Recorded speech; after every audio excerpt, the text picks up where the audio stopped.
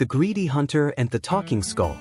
Long ago, in a village nestled on the edge of the vast and sun-scorched savanna, there lived a hunter named Gamba.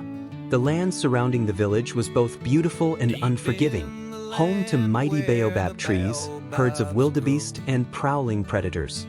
Life in the village was not easy, but the people managed to survive through unity, hard work, and sharing. Yet Gamba was different from the other villagers. Tall and broad-shouldered, he possessed the strength and speed of a lion. His reputation as the best hunter in the village was well-earned. No one could track a gazelle as swiftly, wield a spear with as much accuracy, or return home with a larger catch. But Gamba's heart was hard, his soul consumed by greed. While others celebrated their hunts together, roasting meat over communal fires and laughing beneath star-filled skies, Gamba hoarded his spoils. His hut overflowed with dried meat, and he mocked the less fortunate villagers who struggled to fill their bellies. "Why should I share?" Gamba would sneer when anyone asked for help. "I hunted this meat with my own hands. If you want to eat, work harder." This greed earned him the disdain of the villagers, though few dared to confront him. Among themselves, they whispered that Gamba's wealth of meat would one day bring misfortune upon him. One fateful day, when the rains had ceased and the savanna lay parched beneath the relentless sun, the animals became scarce. Hunters returned empty-handed, their faces grim with hunger. But Gamba, ever determined to maintain his surplus, ventured deep into the forest, a place few dared to enter.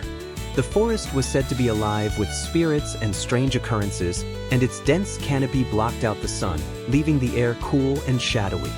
As Gamba crept through the undergrowth, spear in hand, he heard a faint murmur carried by the wind.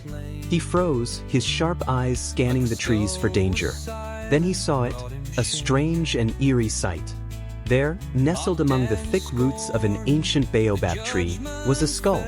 Its hollow eye sockets seemed to watch him, and its cracked surface glinted faintly in the dim light. "What is this?" Gamba muttered, stepping closer. To his astonishment, the skull spoke. Its voice was low and weary, as if it carried the weight of countless years. "Do not be afraid," it said. "I mean you no harm." Gamba stumbled backward, his heart racing. "A talking skull?" he exclaimed. "What kind of sorcery is this? How did you come to be here?" The skull sighed deeply. "I was once a man like you, but my own words led me to ruin, and now I am cursed to remain here for all eternity." Though fear gripped Gamba, his greed soon overshadowed it. A talking skull. The thought of presenting such a marvel to the king filled his mind with visions of wealth and glory. Surely the king would reward him with gold, land, or even a place of honor in the royal court. "A talking skull," Gamba mused aloud. "If I take you to the king, I will be rich beyond my dreams." The skull's voice turned grave. "Be careful, hunter. My fate should serve as a warning. Words have power, and they can destroy as easily as they build." But Gamba was too blinded by his ambition to heed the warning. With little effort, he picked up the skull, its surface cool and lifeless in his hands. He carried it back through the forest, his pace quickened by excitement. When Gamba reached the village, the people gathered around him, curious about what he carried. "What is that?"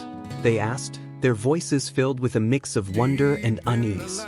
"It is none of your concern," Gamba snapped, pushing his way through the crowd. "This is a matter for the king." By the time Gamba arrived at the king's court, the sun was sinking low on the horizon, casting long shadows across the land. The king, a stern and imposing man draped in fine robes, sat upon a carved wooden throne. His court was bustling with advisors, guards, and petitioners, all of whom turned to stare as Gamba entered with the skull. "My king," Gamba declared, kneeling before the throne. "I have found something extraordinary in the forest, a talking skull.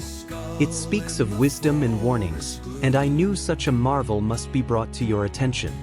The king frowned, his dark eyes narrowing. "A talking skull, you say? That is a bold claim, hunter. Show us." With great ceremony, Gamba placed the skull on the ground before the king. He took a step back and pointed at it. "Speak," he commanded. "Show the king your wisdom." But the skull remained silent. Gamba's confidence faltered. He cleared his throat and tried again. "Speak, skull. Tell the king of your warnings." Still, the skull said nothing. A murmur of disbelief rippled through the court. The king's expression grew stern. "Are you making a mockery of my time?" he demanded. "No, my king," Gamba stammered, panic creeping into his voice. "I swear it spoke to me in the forest. It told me of its tragic fate and warned me of the power of words." The king's advisors exchanged skeptical glances, while the guards tightened their grips on their spears. One of them stepped forward. "You dare lie to the king?" he growled. "I am not lying." Gamba protested, his voice rising in desperation. "It spoke. I swear it did." The king's patience had worn thin. He rose from his throne, his robes billowing around him like storm clouds. "Enough," he said coldly. "If this skull has truly warned you of the power of words, then you should have heeded it. Guards, take him to the forest and do to him as was done to the skull." Gamba's protests echoed through the court, but they fell on deaf ears. The guards seized him and dragged him away, their expressions grim. As the guards led Gamba deep into the forest, the hunter's mind raced. He thought of all the meat he had hoarded, the villagers he had mocked, and the warnings he had ignored. He realized, too late, that his greed and arrogance had sealed his fate. In the shadow of the ancient baobab tree, the guards carried out the king's orders. When their task was done, they left without a word, their footsteps fading into the distance. Gamba's head now lay beside the old skull, its once proud features frozen in a final expression of regret. The forest grew still, save for the rustle of leaves in the wind. As the moon rose high above the savannah, casting its pale light through the trees, the old skull turned to the new one and murmured, "Now you understand." Moral of the story: be careful of what you say, for your own words may bring your downfall. If you have enjoyed this folktale, remember to subscribe, like and share. Comment and click on the notification bell so as not to miss any future episodes. Thanks for watching.